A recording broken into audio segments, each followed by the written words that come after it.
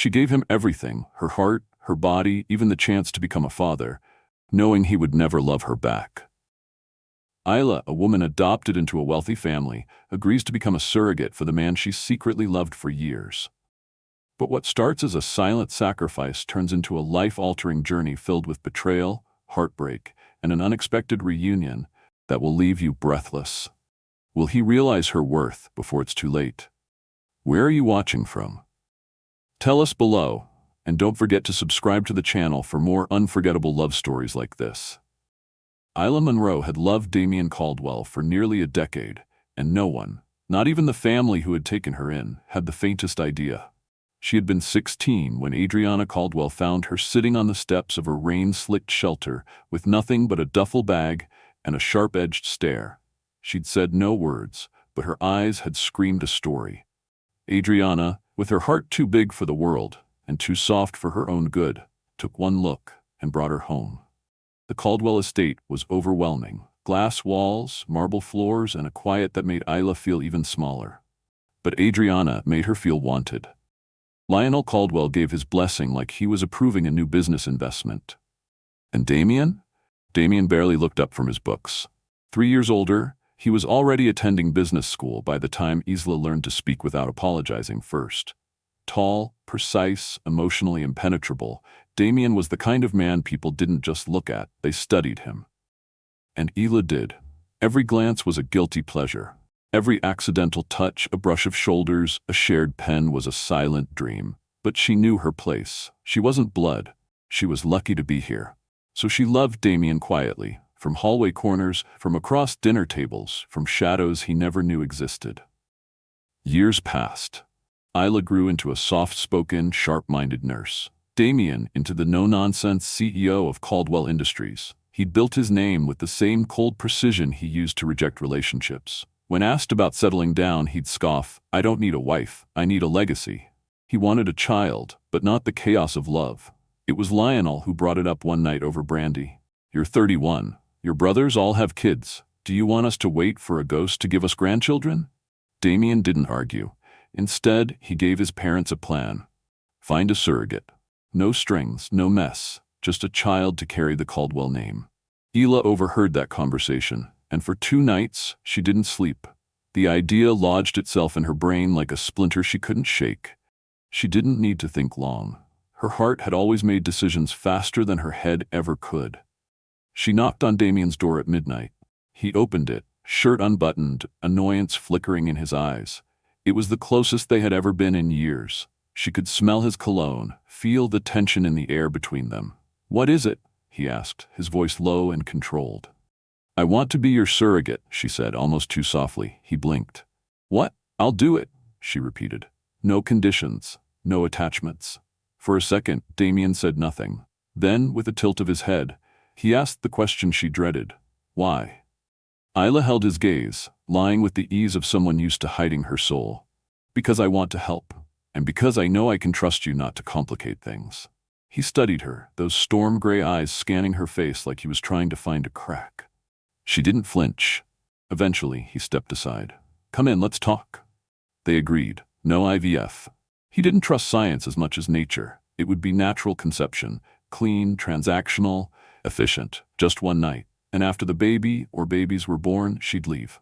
She smiled, nodded, pretended it didn't tear her apart inside. That night, as she stared at the ceiling of her room, palms over her chest, trying to steady a too-fast heartbeat, Isla realized something chilling.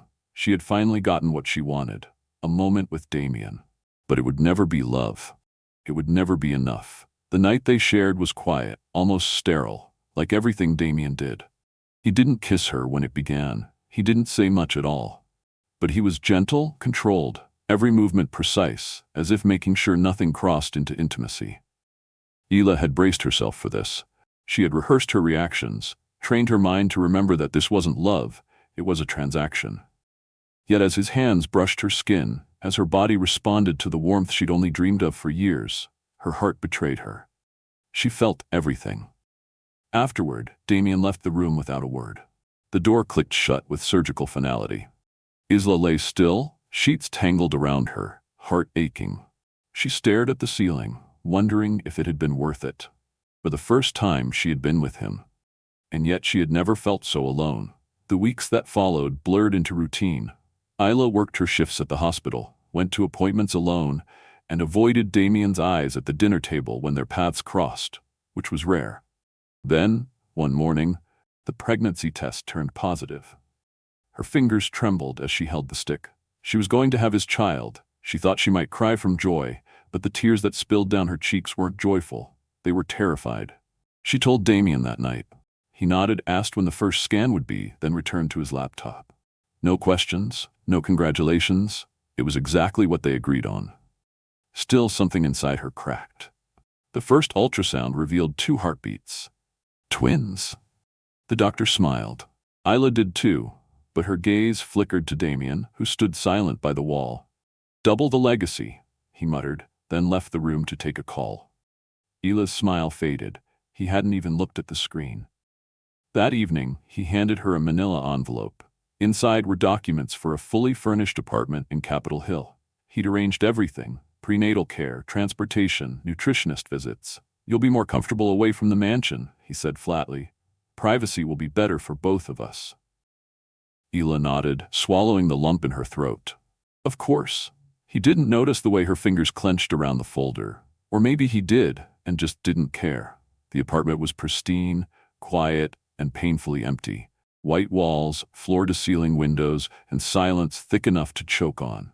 At night, Isla wrote in a small blue notebook, the one she'd started the day after their agreement. To my babies, the first line read, this is the story of how I carried you, and why I had to walk away.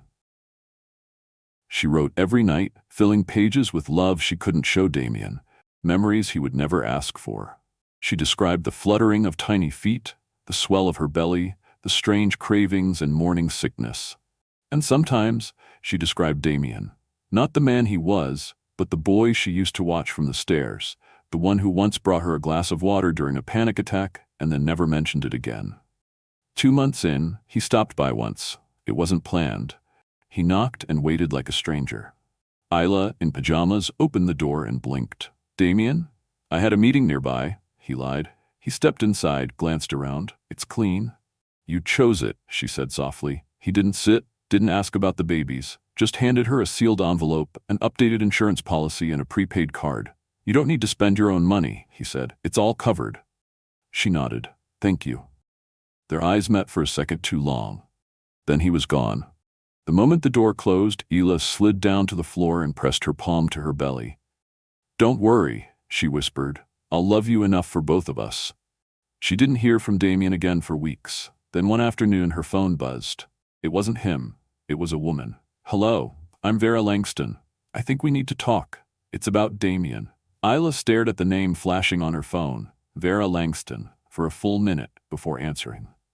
The voice that greeted her was smooth, confident, and cool like silk draped over ice.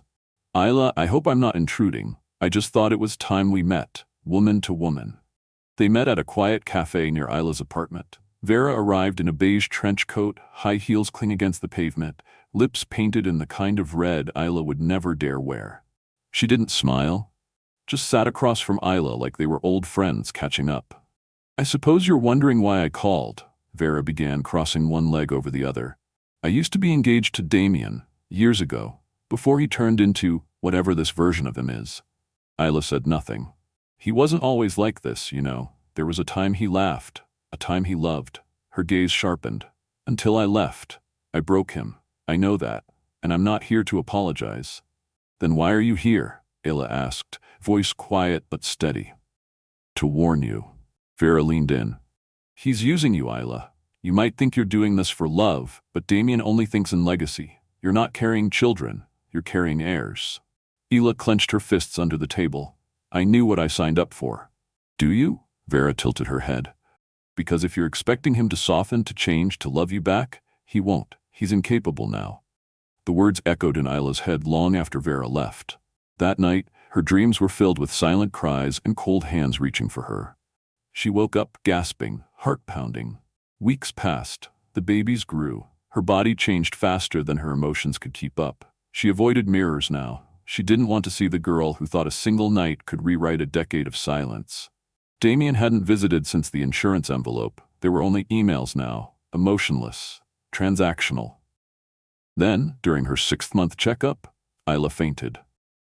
She remembered the sterile white of the hospital lights, the panic in the nurse's voice, and the feel of Damien's hand gripping hers when she came to. "Isla," he said, voice tighter than she'd ever heard it. "Are you okay?" It was the first time he had touched her since that night. She blinked at him, disoriented. "Why are you here?" "I was informed," he said, letting go of her hand too quickly. "I had to be sure you and the babies were fine." A nurse entered. "She needs rest. Mr. I. Caldwell."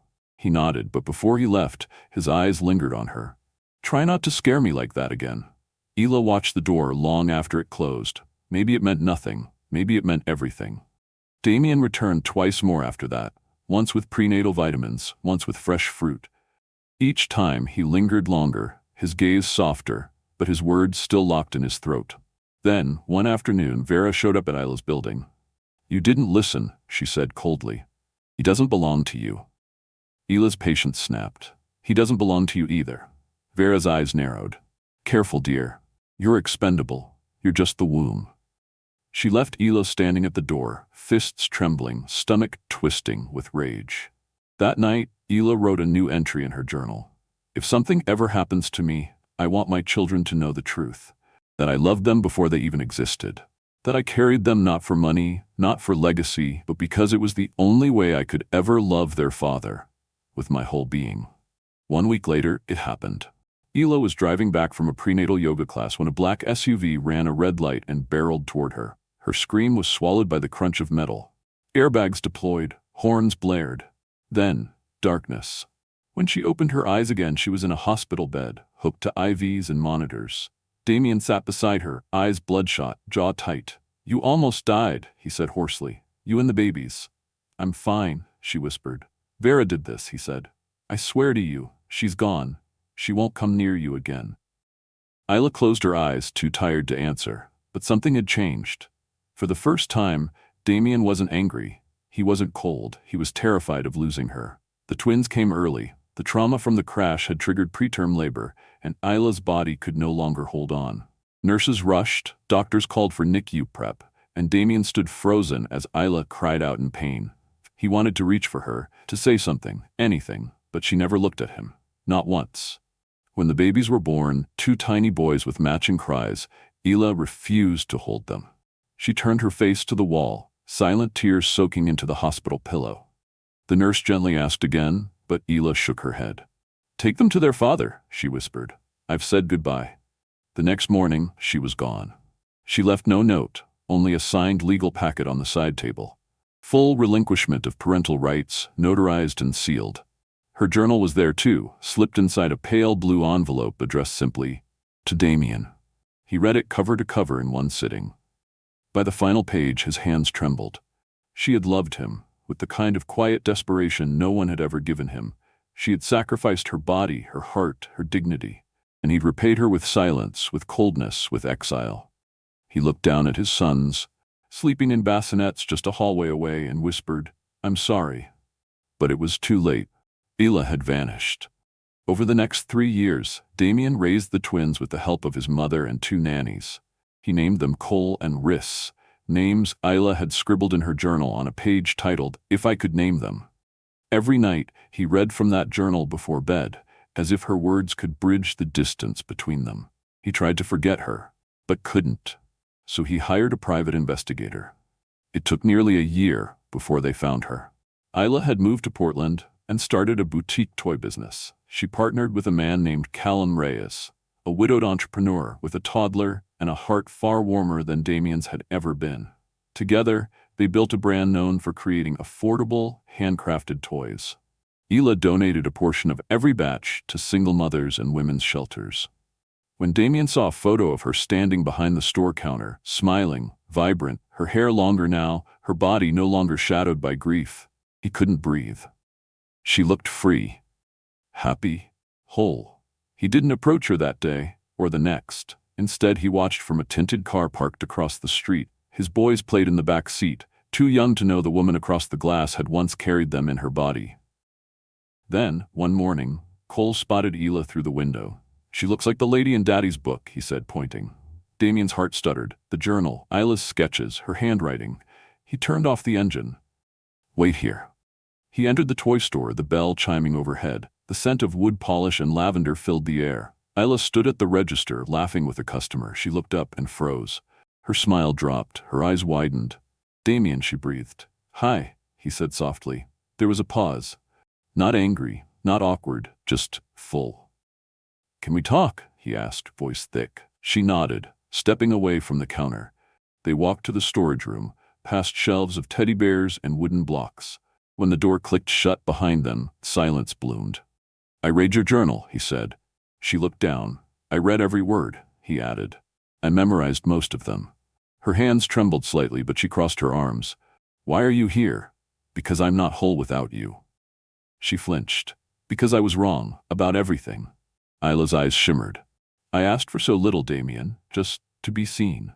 I see you now, he said, and when he stepped closer, she didn't step away. When he reached for her hand, she let him, and when he whispered, come meet your sons, her knees buckled.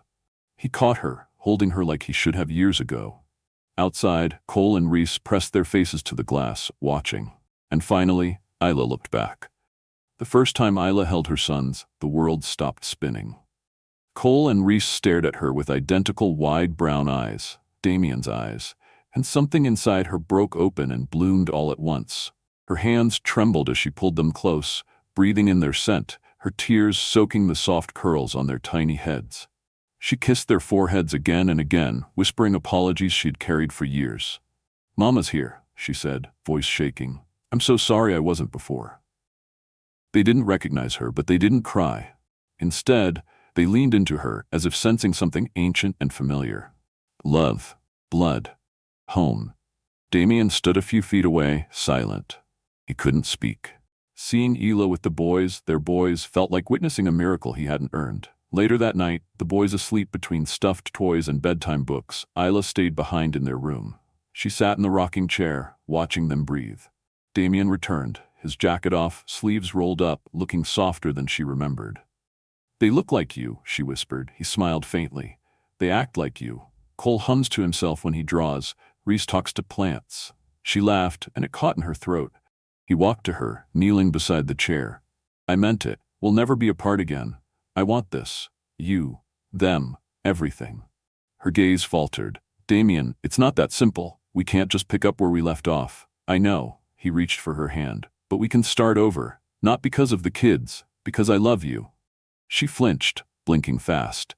You don't say things you don't mean. I didn't. For too long, he said. But I've learned. I had to lose you to realize what I never deserved, but desperately needed. Her tears spilled then, silent and fierce. The next morning, Isla returned to the home she had built with Zenith. Bestie, Zenith gasped, pulling her into a tight hug. Tell me everything. Are the boys as cute as in the pictures you hid from me?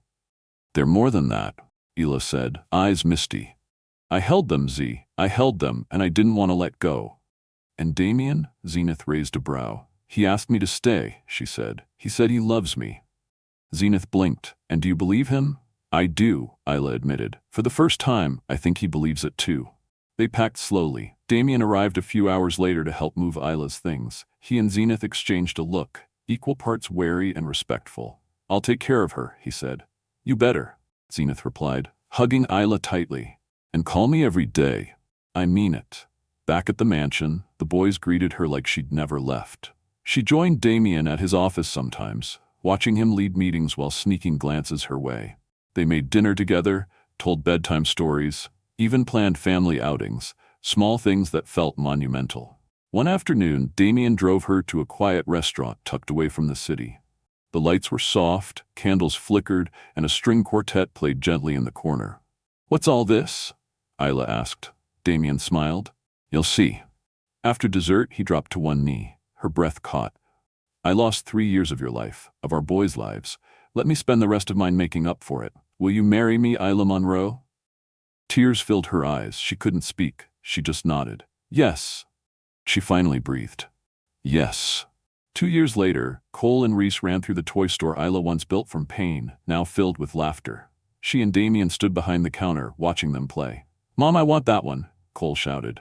Me too, Reese echoed. Damien laughed. Pick them both. Isla turned to him, heartful. You think we'll ever stop spoiling them? Not a chance, he said, wrapping his arm around her. And when he kissed her, there were no shadows of the past between them, just the warmth of a family that was finally whole. Life lesson from the story. Sometimes love doesn't arrive with fireworks or grand gestures. It grows quietly, in silence, in sacrifice, and in the spaces between what is said and what is left unsaid. Isla's story reminds us that real love often means giving without expecting, staying strong when no one sees your pain, and walking away when your heart begs you to stay. But it also teaches us this: love, when it's true, has a way of coming back, of healing, of making things whole again. We learn that timing matters, but so does courage. Isla could have held on to bitterness, but she chose growth. Damien could have stayed distant forever, but he chose change. Forgiveness and vulnerability are not weaknesses, they are the bridges to joy. This story is about a woman who loved deeply, lost nearly everything, and still found her way back to a place she once called home. It's a reminder that no matter how far we fall or how lost we feel, there is always a path back to the people we love, if we're brave enough to take it. And now, we'd love to hear from you. Where are you watching from? Drop your city or country below. If this story touched your heart, please don't forget to subscribe to our channel. We share stories like this to inspire, to heal, and to remind us all that even the deepest wounds can one day become the roots of something beautiful. See you in the next story.